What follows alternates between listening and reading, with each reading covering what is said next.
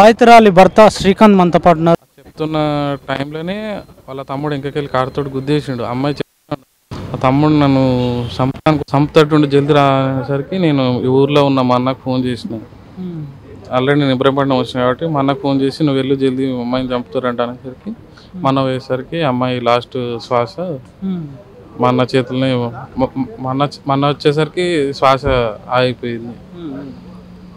అయితే మీరు ఆ అమ్మాయిని చదివించారని, గతంలో హాస్టల్లో ఉండేదని ఇవి వార్తా పత్రికలలో అవి చదివాము. అసలు ఏంటి మీ ప్రేమ? క్లాస్మేట్స్ ఒకటే ఊరు కాబట్టి చిన్నప్పటి నుంచి ఒకటే దగ్గర ఉండి చదువుకున్నాం. అదే టైంలో ఇంకా ఇద్దరం ప్రేమించుకున్నాం. మీరు పెళ్లి చేసుకుంటా అంటే మీకు కాదని వేరే అతనికి పెళ్లి చేసారు అమ్మాయిని? అప్పుడు అమ్మాయి మైనర్ ఉండే. అప్పుడు మా అమ్మాయి మైనర్ ఉండే. అమ్మ నాన్న లేరు అమ్మాయికి. వాళ్ళ పెద్దనాన్న వాళ్ళ మేనమామ వాళ్ళందరూ ఉండే. 1 ఎకరం అమ్మేసారు అప్పటికి. ఇంకా అమ్మాయిని పంపించేసారు ఇంట్లోకి వెళ్ళి. అమ్మాయి 3 రోజులకే 2 రోజులకే వచ్చేసింది వాళ్ళ ఇంటికి. నేను ఈయనే చచ్చిపోతా కానీ నేను ఈడనైతే ఉండనేనని వెళ్ళేసి వచ్చింది. 3 డేస్కి వెళ్ళి వచ్చిందా? 3 డేస్కి 2 డేస్కి వెళ్ళేసి వచ్చింది అమ్మాయి. వెళ్ళేసి వచ్చేసింది ఇంటికి. వచ్చి ఇంకా ఇక్కడనే ఊర్లోనే ఉంటుంది అమ్మాయి. ఊర్లోనే ఉండడం వల్ల వాళ్ళు కొద్దిగా మా మ్యాటర్ కింద తెలుస్తుంది. వాళ్ళకి తెలిసింది ఇక నువ్వు ఇట్లా చేసుకుంటా మేము నిన్ను ఇంట్లో ఉండనియమన్నట్టు అమ్మాయిని బెదిరించి ఆస్తి మొత్తం రాపించుకొని అమ్మాయిని ఇంట్లోకి వెళ్ళి కొట్టేసారు. ఆస్తి 2017లోనే రాపించుకురు. ఆస్తి కోసమే హత్య జరిగిందని మీడియాలో కథనాలు వస్తున్నాయి. ఇక్కడ 2017లోనే రిజిస్టర్ అమ్మాయి పేరు మీద అయిపోయింది దాని డాక్యుమెంట్స్. వేరే పత్రికలలో ఏమైందంటే ఈ ప్రూఫ్స్ తీసుకురాలి నేను ఆ టైంకి చెప్పినా కానీ కొన్ని పత్రికలలో ఆస్తి కోసమే చేసిండు అన్నట్టు ఆ టాపిక్ నడిచింది. యాక్చువల్గా అయితే ఇది పరువు హత్య కేసే. అంటే మీరే చదివించి కానిస్టేబుల్ అయ్యే వరకు మీరే సపోర్ట్గా ఉన్నారా? అంటే వాళ్ళ ఇంట్లోకి వెళ్ళిపోయినాక ఇక అమ్మాయికి ఇంకా సోర్సింగ్ లేదు, ఇక ఇన్కమ్ సోర్స్. ఇక నేను అప్పటికి ప్రైవేట్ జాబ్ చేస్తున్నా. ఇంకా ఇద్దరం అమ్మాయి హాస్టల్లో ఉండింది, నేను అక్కడ సిటీలో ఉండాను. ఇంకా అమ్మాయి అట్నే చదువుకొని కొద్దిగా మంచి స్టూడెంట్, మంచిగా చదువుకొని కొద్దిగా జాబ్ కొట్టేసిన 21లో.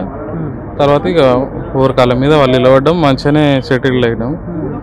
దాని తర్వాత ఈ ఇష్యూ అయిపోయింది. అంతే సెటిల్ అయినాక చేసుకుందాం అనుకున్నాం. 4 years అయినాం. 21లో జాబ్ వచ్చింది.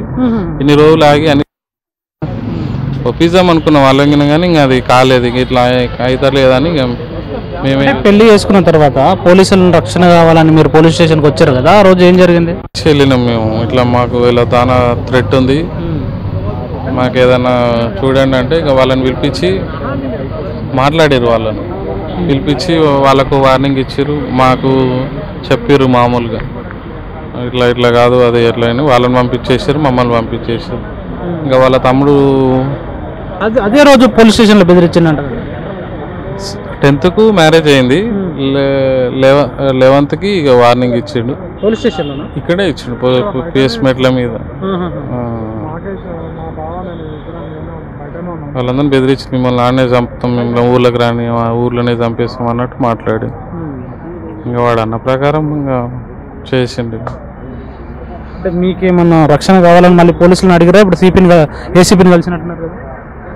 అంటే కేసు కొంచెం ప్రాపర్గా ఇప్పుడు టాపిక్ డైవర్ట్ అవుతుంది. ఇది కులాంతర వివాహం కాకుండా ఆస్తి కోసం జరిగినట్టు టాపిక్ డైవర్ట్ అవుతుంది. అది కావద్దు.